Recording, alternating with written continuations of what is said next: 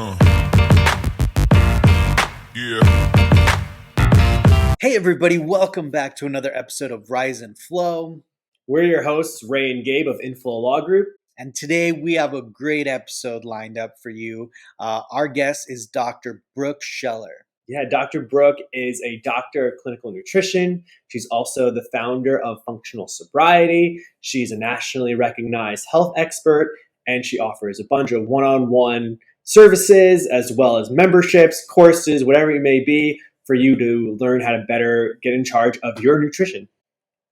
And she's a Pretty awesome person and soon to be world-renowned author. Yes, that's right. Yes. We get into all those juicy details in this episode, and we're super excited to bring it to y'all. Hope you enjoy this one. Yeah. Dr. Brooke, welcome to our show. We've been wanting to have you on for a while now. You came up in our conversation with Tony, the IP professor. Obviously, he connected us with you and all the wonderful, cool things you're up to out on the East Coast. And yeah, we're really excited to introduce you to our audience and show them what a role model, creator, entrepreneur, doer of many things, wearer of many hats does on a day-to-day. So yes, welcome. Awesome. Thanks, guys. I'm so excited to be here. And yeah, special shout out to Tony. He's the man. And he introduced me to you guys after helping me with some contract related stuff. And I've just really enjoyed working with you guys. As you know, I've referred several people over to you all. And I think what you all are doing is so cool too. So it's so fun to be part of a community of people that just are interested in doing things that have not been done before. That's what we do, right? Yes. Yeah, no, absolutely. So I think we should start from the beginning. I think, to get kind of our audience, familiar with you. I mean, tell us about kind of your journey early on, even educational, kind of what got you into this space. Yeah, good question, because I've got a DR in front of my name and everyone's like, well, what kind of doctor are you? I'm a doctor of clinical nutrition. And I always feel compelled to share more about what that is and what that means.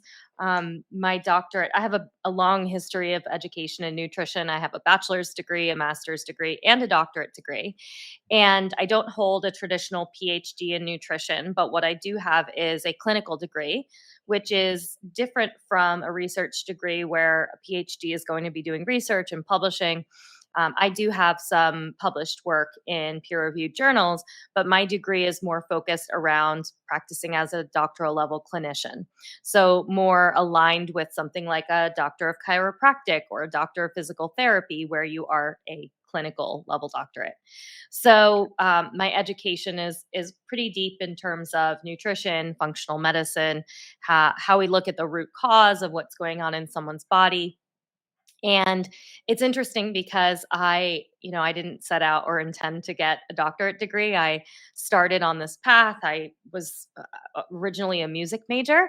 I have a 2-year certificate in audio recording, oddly enough, from high school. I went to a vocational school program. So when I got into podcasting again, it was really exciting because I was able to use my recording skills and my mixing skills, which is ironic in a lot of ways.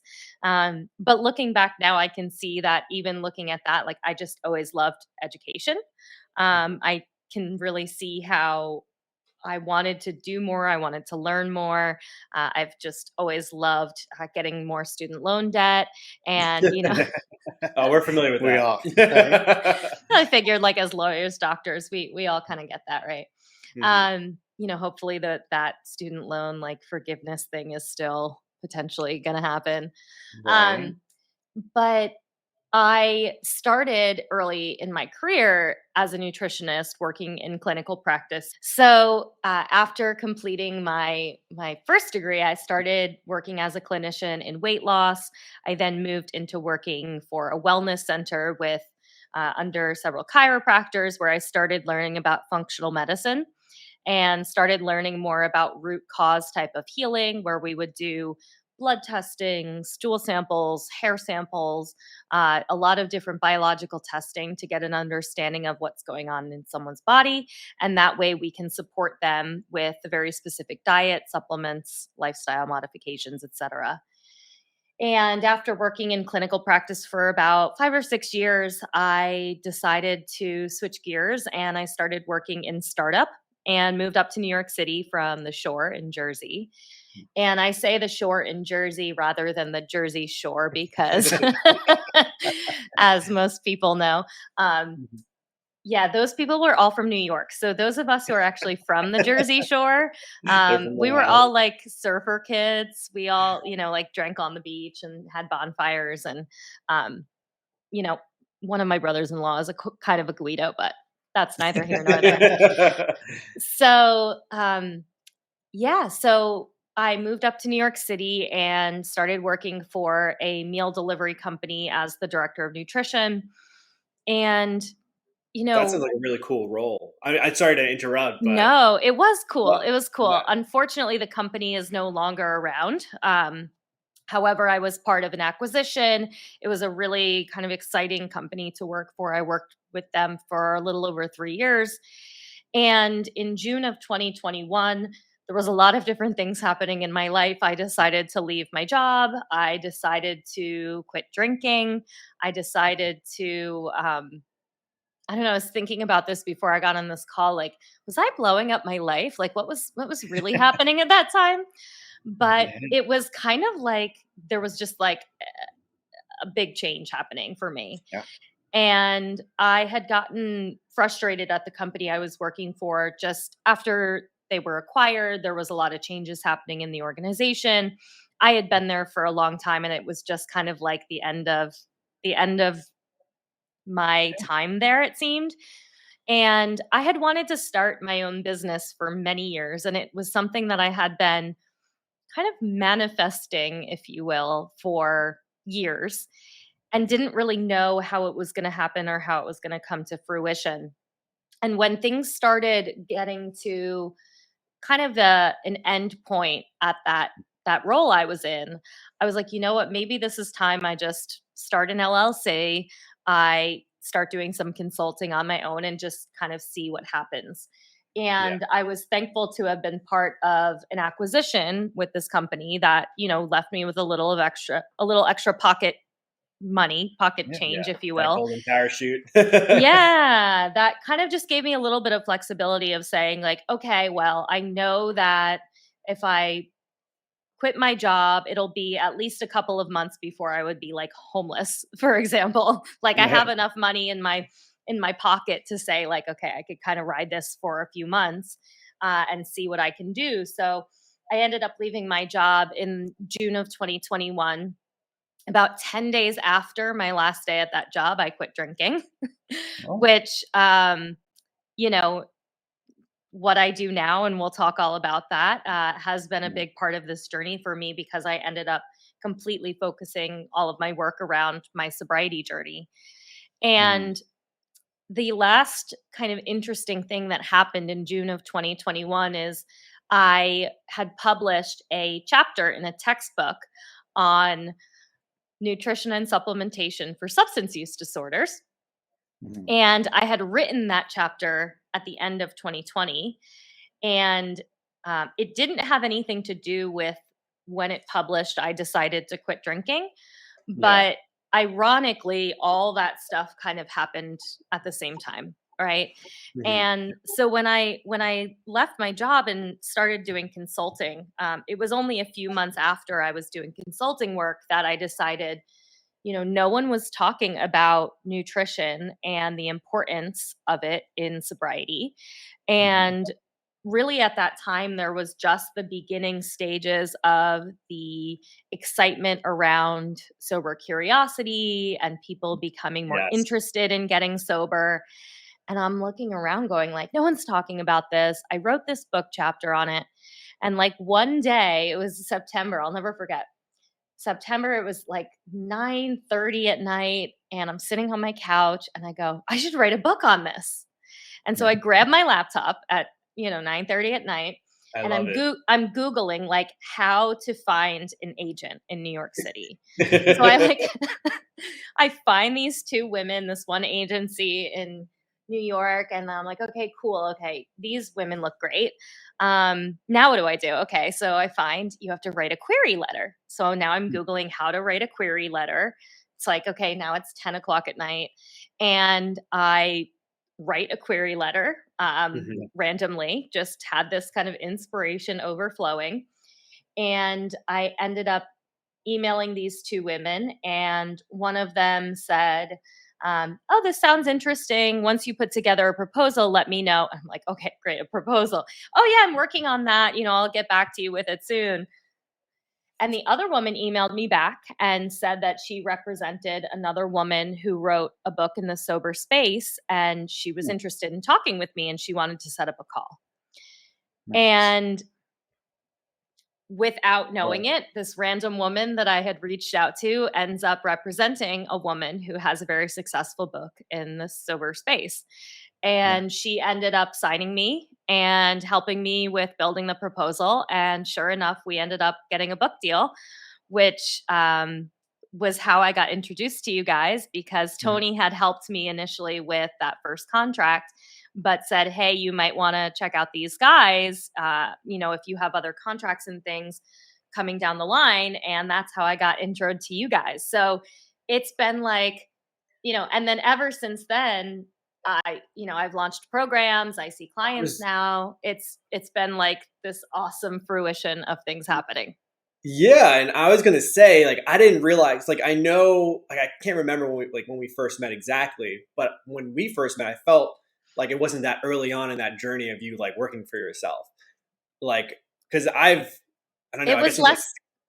It was less than a year, because I'm just in June. It'll be my 2 years of being fully self-supporting on my own, running a business, and like that's a cool milestone. Like getting to that point in time, even the first year that I was like, wow, I've been paying my own bills and bringing in my own money. Like that's really exciting. And that's like the dream, right?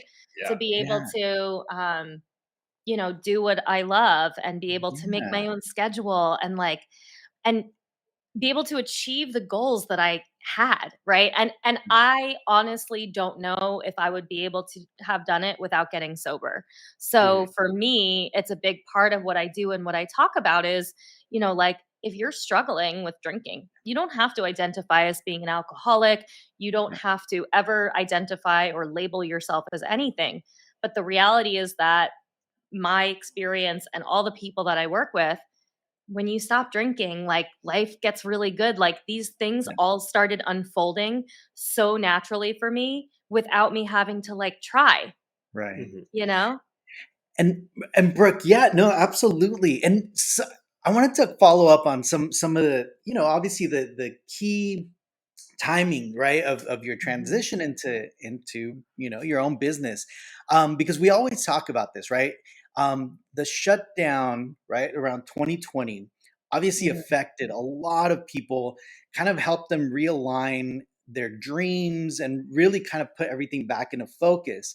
Now, I guess the follow-up question would be, do you think that time, right, the time that we were at home, did it have a huge role into your decision to kind of realign your values?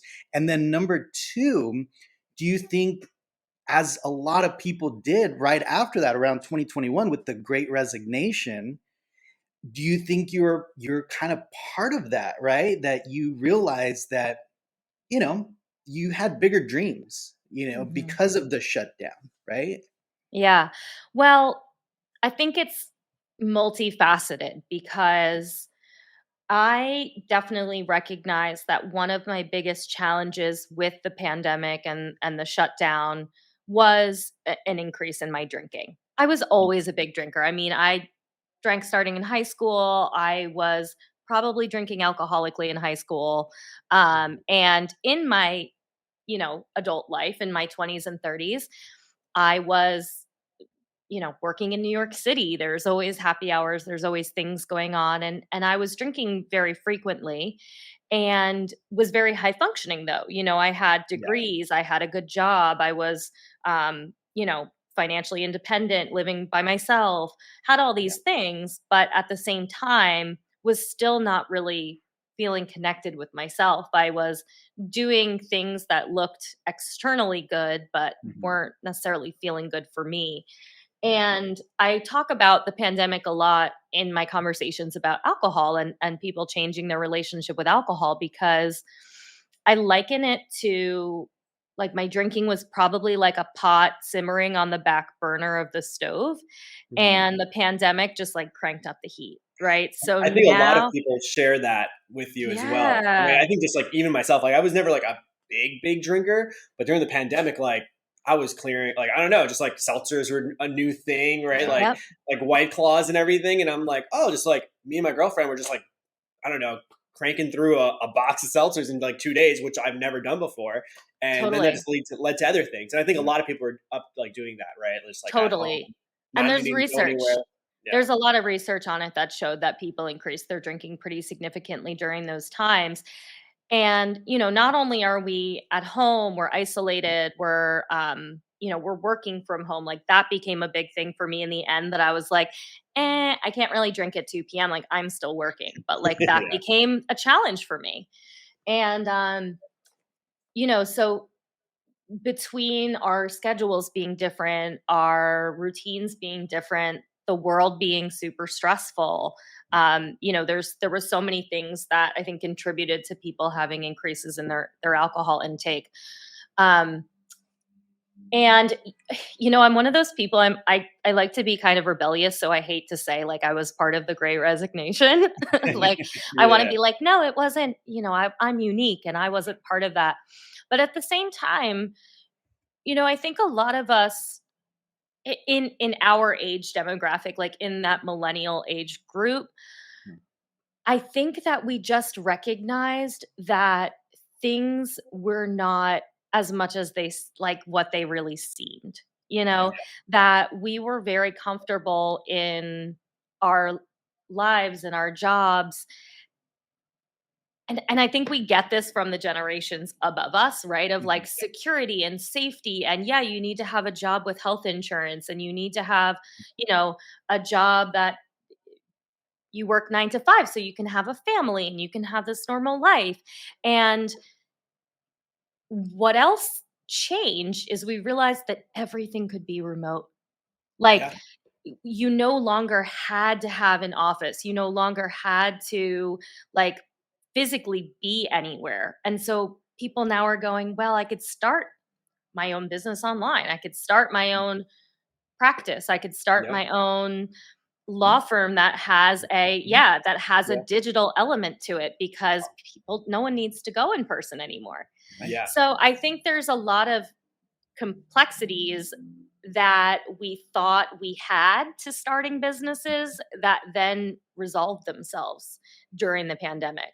Yeah. And So just I to just, piggyback on that, Brooke, I was just thinking, because like that's something we always talk about, is that the opportunity is right there. And I think it was like our Mhm, generation, especially when you come from backgrounds like a lot of education, right? mhm, Um, doing what you're told, getting good mhm, grades, and then you leave that world, and it kind of primes you for being a good employee and like mhm, sticking to a regimen, and then like go to school, get a good job, and you'll be able to pay for what you want, what you need, and get a house. But mhm. our generation, that's not necessarily the case due to some economic conditions, Yeah. and some of the things we were promised that if we did the right things, we'd be fine. But obviously, that's wasn't there for us. So coming Mhm, out of that and being like, wait a minute, this is all kind of we've been lied to half the time. Like we've been kind of frauded. And I'm like, I think a lot of us realize like, oh, we don't need to get authority from someone. We don't need a supervisor to mhm, give us a promotion to, achieve a mhm, certain accolade before we can start our own law firm. We can mhm, just do that, and we could just have mhm, our own platform. And I think a lot of creators started realizing that because with social media, like mhm. the channels of distribution weren't just controlled by a couple TV stations or a couple Right. like radio stations anymore. It could just be you, right? And that's what's awesome is like, yes, you started your own consulting firm out of nowhere, right? Just out of the blue and just see what's going on. And you developed your own trust with your clients by just doing good work. And then you were just one Google search away from finding out you're like getting connected with a book deal, right? Like, Right. and as long as you just realize like the opportunity is there for the taking. And I love the fact that like your story is what your story is, because it's not, oh, I was, I put 30 years into like academia and then I finally got like the recognition and then I started my own consulting firm. It was just, you did it and you did good work behind it. And that's kind of the story. That's like the formula nowadays.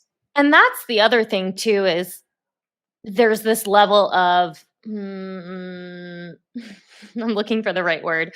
Kind of just doing it anyway. Like maybe it's rebellion in some way, but like you get to a point where you go, there's a good chance I could fail at this, but there's also like, I get to decide that. Like, I get to decide if I'm going to go out and make this a success or not. And there's this level of, I don't want to say recklessness because it's not the right word, but it's this level of like boldness of just being like, you know what? What do I have to lose at this point? Like, I can always go get another job. I can always go and, backtrack if I need to. Right. But the reality is like, this is how change happens in the world. Like, this is how the world shifts and the dynamic of life grows and builds. And Ray really helped me in trademarking functional sobriety. And what functional sobriety is, it is now kind of like my main brand. It is, how I look at and address and kind of bring together these elements of nutrition and supplementation and health and wellness to support sobriety, a sober approach to health. I started that. Like, there's this piece of it that like, I remember being like, okay, I can trademark this and like make it a thing, and being like, well, who am I? Who am I to say that like this is a thing? And then realizing like someone being like, well, that's how things start.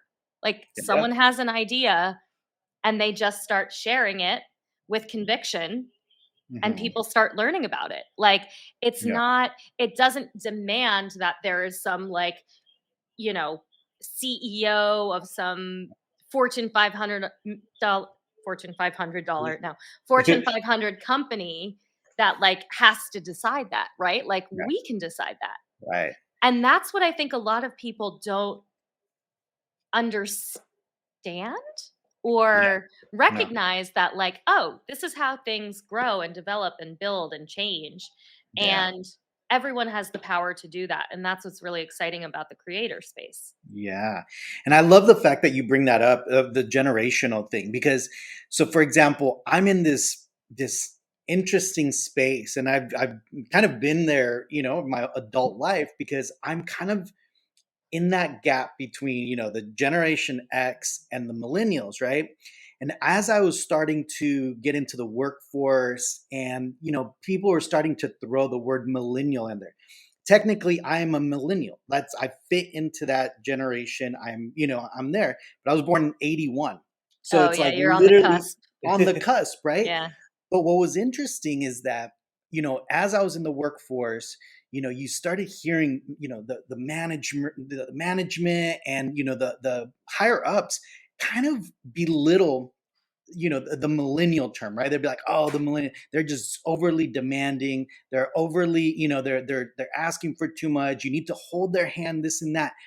But what was interesting about all those conversations is that you realize now, kind of in hindsight, that our generation, because yes, I am now proud I'm a millennial, and our generation figured out that things were wrong, and we spoke out about it.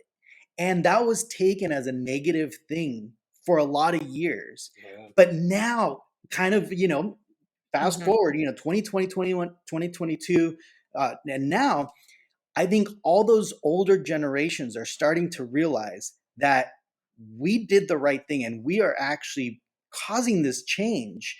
And, when they were kind of pushing back against social media and, those types of avenues, they wanted to keep things kind of the status quo.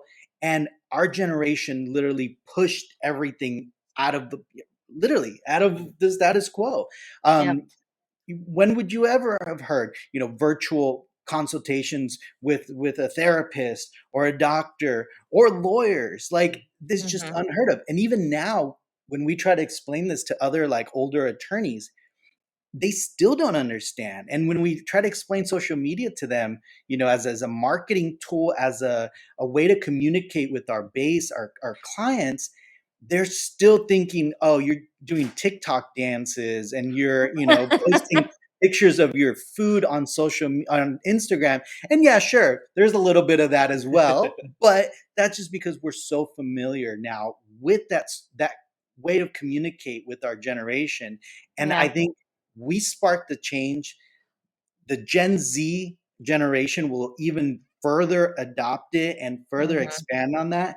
And I really think we are on this kind of time in history where Mm-hmm. there's going to be a huge change, you know? 100%. So, 100%. And I agree with you, Gabe, that millennial was like a dirty word for a while. Like, yeah, it's funny because as soon as you started saying that, I was like, ooh, it still gives me a little bit of this like negative yeah, connotation of like, oh, the Yeah. millennials, and they want to come yeah, in and they want to change things. yeah. And the reality is that you're right. These are like, I think it's a really powerful generation of change. Yeah. I think that unfortunately, the people who initially walk out of line first are the Mhm. ones that get like, you Yeah. know, kind of Punished. punished, right? Like, well, Mhm. hey, we shouldn't be doing things that way and yada da da da. But we're also seeing a world where, I think if things don't change, Mhm. we are heading in some, kind of more serious things, right? Because our generation now isn't used to. No one wants to go to work 5 days a week in an office. Mhm. People don't want to do that because what difference does it make if Yeah. we're here, if we're there? Um, it's going to lead to more happiness and people being more satisfied in their jobs and being able to, again, I think, create more change and not have to walk in that straight line and not leave um, all of the decisions up to the kind of top 10 corporate guys, for Yeah. example, that Mhm. now there's more diversity. There can be more people that are, running businesses. It doesn't have to be down to these main companies. And, Yeah. I think it's an exciting time for sure. It's exciting and it's fun. Like it's fun. It's Like I so mean, just fun. yeah. I mean, that's like yes, there's more work. Like we always the classic like oh, I quit my 9 to 5 to work 24/7. But Right. it's so fun and it's like so much growth involved, Yeah. and you start getting out of your comfort zone. Like I just think back to like our first days like on social media or like our first weeks, months, even like Mhm.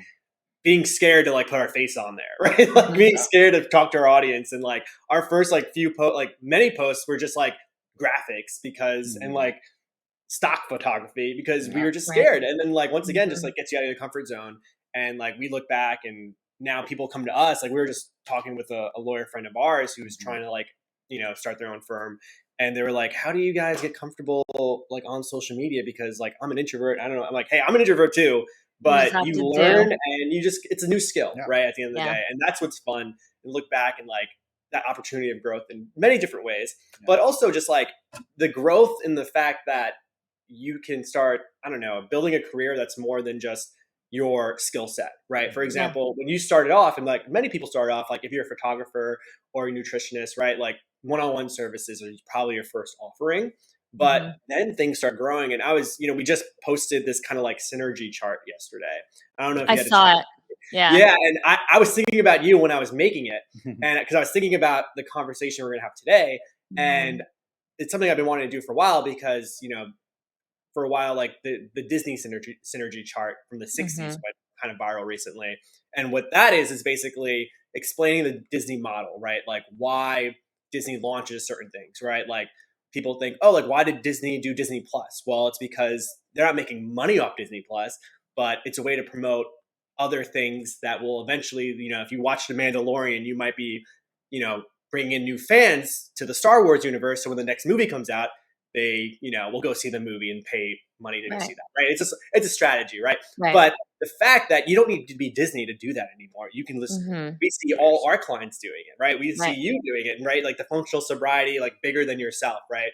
Like it's not just people are paying to come talk to you anymore. They're coming to be a part of your community. They're talking. They're coming to like go to your courses or just be a part of like what you're leading on, like fearlessly in this space that you said, you know, there wasn't really a connection between sobriety and nutrition and kind of helping people along that path. And the key part there is that you understand like the value you're bringing or like the need that's there for people who are struggling with that. So once again, thank you for the inspiration behind that. It is. No. And it's funny that you say that because I was like, I was going through each part and I was like, am I doing all these things? Like I was making sure that I was, and I was like, I think I am. So yeah, it makes sense that you were inspiring it off of me. Cause even with products, you know, I launched supplements and, you know, so now I have some physical products that are being shipped, and distributed. So it is kind of like this complex ecosystem that, yeah, I think once you continue or once you have to start somewhere, right? And that's the scary part. And like, this has taken me 2 years to get to where I am. And it's by no means like perfect or where I want it to be. But as you said, like, this is the fun stuff. Like, it's fun for me to go through and decide which supplements I want to launch and create labels for the supplements. And like, you know, it's fun to be able to make my own schedule. And I was away for the weekend and I've been like so underslept. I don't know what the right word is, but sleep deprived. And I slept all day Monday. And today I went to a workout this morning. I decided I needed to nap and napped until 11 and then came to work at noon. Right. And now I'm just going to work a little bit later into the evening. Right. So that's the kind of flexibility too in life that is really great to have, because it's like, if I just need a little extra rest and I know I can still get my work done, it's like that's the quality of life that we're looking for. We're looking for the flexibility to be able to care for ourselves, nurture ourselves. No one wants to force themselves into this box. And it has a lot to do with our health and wellness, right? If we are, kind of constantly working these high stress jobs without fulfillment, it does take a toll on our physical health. It takes a toll on our mental health. Why do you think a lot of people drink? Because they're miserable, right? We're miserable in our jobs, in our lives, in our, relationships. And, we use alcohol to get through that, unfortunately, but it perpetuates this cycle. And that's why I talk a lot about my experience in sobriety and how it really helped fuel my journey in my entrepreneurship. Because not only is what I do around sobriety, but I don't have that kind of constant nagging of a hangover or, feeling like I need to be involved in certain social situations that keep me out late. So it's really, it's just so exciting. I love it. Yeah. And I love the fact that you bring it up, because I think you're right. I think the quality of life and mental health plays a huge role, and is going to continue playing a huge role on people that are leaving their 9 to 5s to start their own business. I think even Ray and I discussed this early on. That's a huge component of it, right? Especially in the legal world as lawyers, we're probably one of the highest in like alcoholism, suicide rates, because a lot of people in our profession have to absorb so much negativity from situations that are happening from, regardless of what field of law you're in. And Ray and I always talk about this. It's like, how are we here? Like, how did we end up here? Like, we're happy with what we're doing. We're excited to work with our clients because they're exciting, right? Like they're doing something exciting. We get to work our own schedules. We get to, if we need time off, I'm going to go to Disneyland tomorrow through Sunday with my family to go hang out for May the 4th, and Oh, nice. yeah, because I'm a big Star Wars Day. fan, of Yep. course, Star Wars Day. And it's those things, the change in the quality of life, that I think we end up promoting sometimes more than the business itself, right? And especially when we're talking to other attorneys trying to branch out and thinking about leaving their firm and to start their own thing. I think we always lead with kind of the happiness in mind, right? We don't lead with the money, and that's another huge component of it. That I think it is a generational thing, and like you guys were talking about, it's like, the whole, hey, if you do this, you're going to become wealthy and you're going to be rich and you're going to be able to buy whatever you want. We're starting to realize that's not the case, and maybe money is not the answer. It's more about our mental health, our families, our friendships, our own just Yeah. wellness. So Well, and I think it's taking, just to kind of piggyback on that, Gabe, I think it's taking out the standard like paycheck mentality too, because and again, that's that quote unquote safety that we were taught as children. You grow up, you get a job, you work 9 to 5, you get a steady paycheck, you get health insurance, you get a 401k, is there going to be social security around like when we retire? Who right, knows, right? So, that safety that I think we always believed was there is kind of this way to keep people in this kind of comfortable box, right? It takes a little bit of time and adjustment to think, okay, well, maybe I don't get a steady, X amount of dollars every other week into my bank account, but you can still make the same amount of money a year, for example. It might not come in that same way that you're used to. And that's a lesson too in learning, okay, how do I balance things? How do I balance my finances? How do I balance, expenses? And like learning all of the tax related stuff is like a whole nother like ball game. But that's the kind of fun thing about being an entrepreneur is if you like to learn, and a lot of us who are entrepreneurial do, we're educated people, or we really love, the idea of being multiple things. We don't want to show up at a job and just, sign on the same papers every single day. Do I want to say it's fun to do, the expenses and, the tax part of it? No, it's not. But at the same time, it's like I feel really validated when I do it, and I'm learning something new, and I'm being a part of like this broader kind of picture, right? Yeah. Well, you're like a leader in a movement now, right? Like you really stepped into a purpose, which is really cool. Like that Yeah. a lot of people, I think it's hard to find that, right? Everyone's like, find your purpose and stuff like that. But it's interesting, like you don't know what it is until you like take those first initial steps. It's something you figure out along the way, right? And Like, you really just have to take like the breadcrumbs, right? Like the yeah, idea of doing it all like, okay, one day you're just going to like change and then everything's going to be done. And you have to figure out like yeah, how to start an LLC and how to do this and how to open a business bank account and like all these little things that when you look at it, you're like, whoa, like I, yeah, I can't do that, paralyzing. yeah, But it's about taking it in these tiny little steps, finding the people that can help support you. Like that's why I've loved working with you guys. You guys have helped me with the contracts and things. And like I kind of, if I have a question, I know I can get an answer and like not feel overwhelmed. Like, oh shoot, I got to find a lawyer now and pay however much an hour, and like doing things. The offer that you guys have made it really helpful for people like me to be supported on this journey and like not have to feel some of that overwhelm. For example, like employee contracts, like how the heck else would I have done that, right? And so it's really just like starting to take the steps. Like I didn't know when I decided to start my business where it was going to end up in a year. I had like loose goals of how much money I wanted to break 6 figures in my first year, which I did.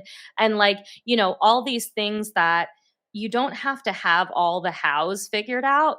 You just have to know, okay, I have this desire to do something. You want to take a semi calculated risk, right? You don't want to just be throwing caution to the wind. But it is easier, I assume, to do it today than it was even 3 years ago, yeah. because of social media, because of, you know, online businesses and the scalability with what we can create. So it's so exciting. I mean, I recommend this to all of my friends and they all think I'm crazy. And I'm like, quit your job. I'm trying to get my sisters to quit their jobs. Everyone's Yep. like, you're crazy. So maybe I'm like leading my own great resignation Yeah. Yeah. I of like think everyone I know. But it's just like, and you guys know, it's like once you do it, you're like, It's Yeah. easier than it seems. It's definitely hard work, but it's so worth it in the end, Yeah. that it's so rewarding. Absolutely. Mhm. So, I mean, what would be 3 tips that you would give kind of our listeners, right? As far as like Mhm. someone who's, I mean, you kind of already touched on that, but somebody thinking about starting their own business, kind of launching out, what are 3 things that in hindsight you wish you would have known? Well, I will shamelessly self plug and say the first thing I suggest is cutting back on your alcohol intake if you're a drinker. Mhm. And if you're interested in learning more about how to do that or gaining some support in doing that, I definitely recommend checking out some of my programs. Um, I work with a lot of high high functioning people, high functioning alcohol users. I work with some celebrities. I work with a lot of executives and people who drink because it's been part of the lifestyle, it's been part of the culture, but ultimately it's holding them back. Mhm. And I can say with utmost certainty in my life that alcohol was really holding me back. And when I did get sober and decide to stop drinking, it allowed this path to unfold for me that I could not ever imagine. And Mhm. so I know it's something silly that isn't super related to like business per se or No, an early 100%. step, but I highly suggest, and life is still very fun sober. I can attest. I went to an Mhm. amazing gala last night, and was surrounded by amazing people in the sober world. Yeah. The second thing I would say is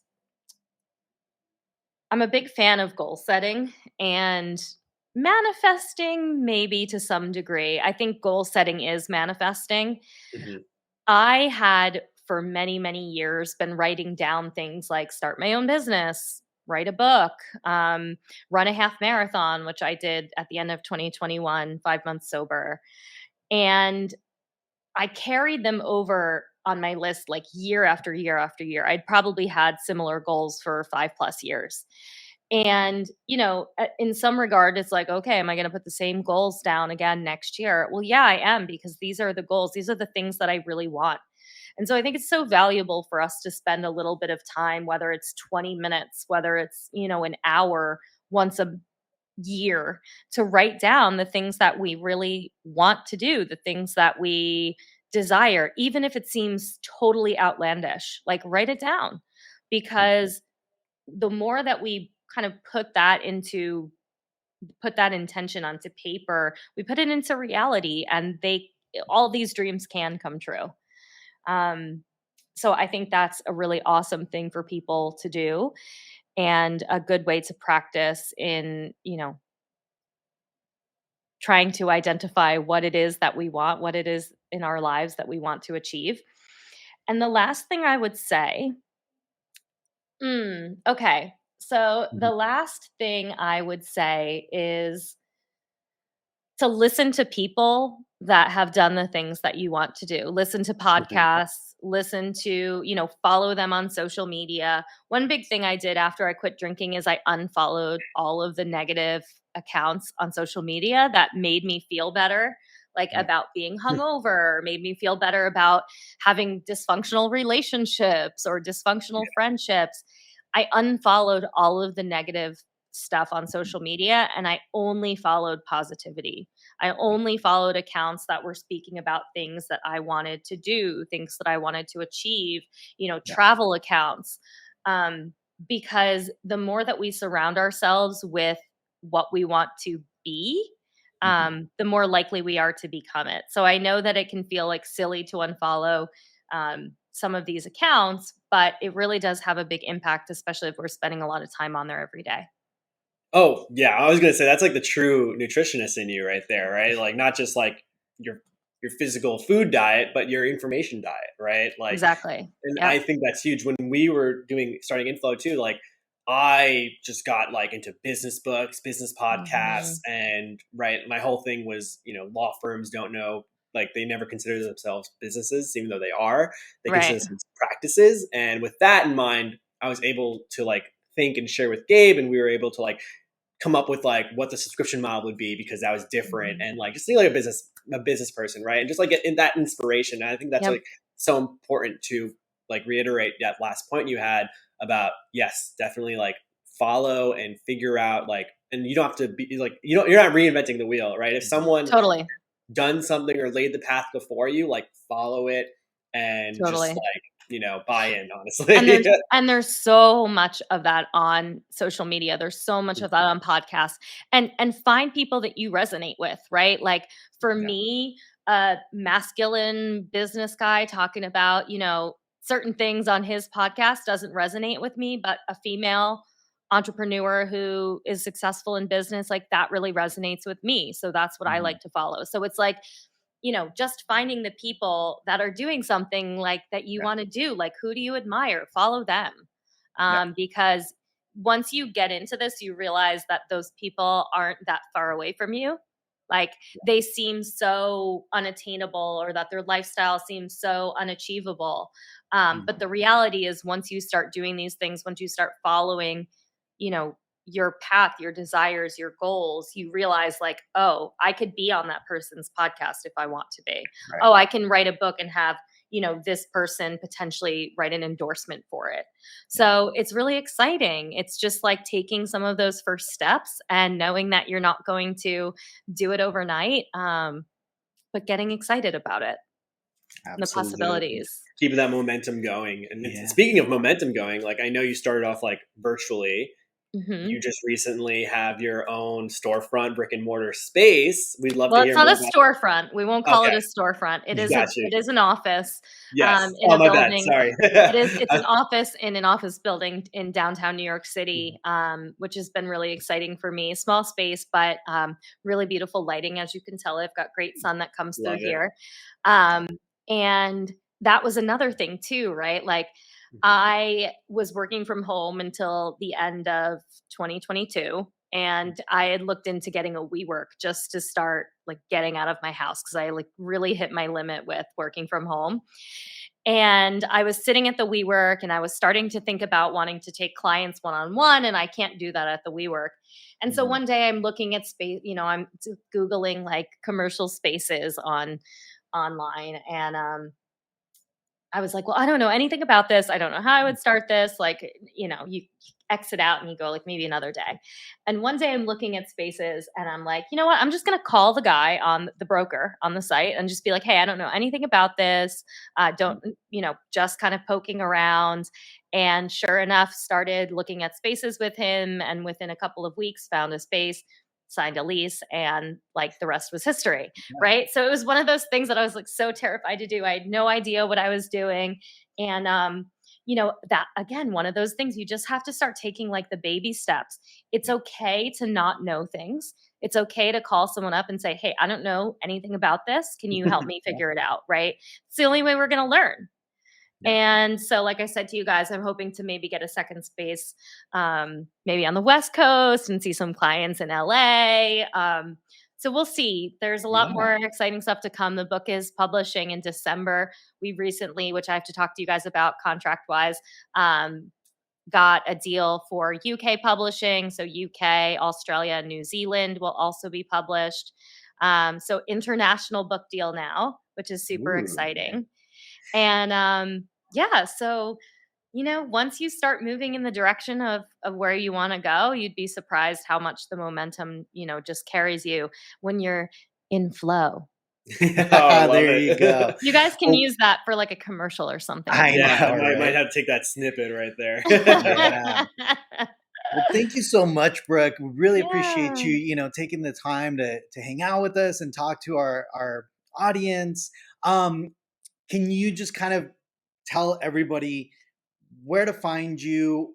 How can they reach out to you and all your projects that you're working on? Yeah. So I'm mostly on Instagram at Dr. Brooke Scheller, Dr. Brooke Scheller. You can also find more information at my website, functionalsobriety.com. And there's a lot of content there, a lot of info. I post a lot of information on Instagram about my programs. And if you're interested in exploring sobriety or taking a break from alcohol, you'll find a lot of information there about my programs, both group and one-on-one. Awesome. Well, thank you so Perfect. much. All Yeah. those links will be in the show notes. So if anyone Cool. wants, they can quickly search you up and get connected. But thank you again, Dr. Brooke, for stopping by. It was very Yes. inspirational. Once again, Abs- you were Thank you, inspiration behind guys. us creating that synergy chart and kind of like how we're doing things with Inflow as well. So Yeah. thank you for that. We love working with you. And yeah, thanks for coming on. Thank you for having me. We're looking forward to your podcast coming out soon. I know. Ooh, soon. Yeah, we know that's going to probably be another thing you offer. So looking forward to that. Thank you. Cool. All right. Thank Thank you, you. Brooke. Well, man, that was a really fun interview. Yeah, and very insightful too. Dr. Brooke had a lot of great gems she shared with us. I feel like I got to know a little bit more about her personal story, and I just think it was really inspirational for any new entrepreneur to follow along on her journey because she's been doing a lot of cool stuff, and I'm glad she was able to share that with us today. Absolutely. And I can't wait to pick up her book once it's released. That's going to be Very exciting. exciting. Very exciting. Might even, I'm encouraged now to write my own book maybe one day. I don't know. It seems really, she made it sound easy, but I know it's a lot of hard work. But thank you again for tuning in to this podcast episode. We're looking forward to bringing you great other stories like this one. And yeah, We'll see you guys next time. Thank you. Peace.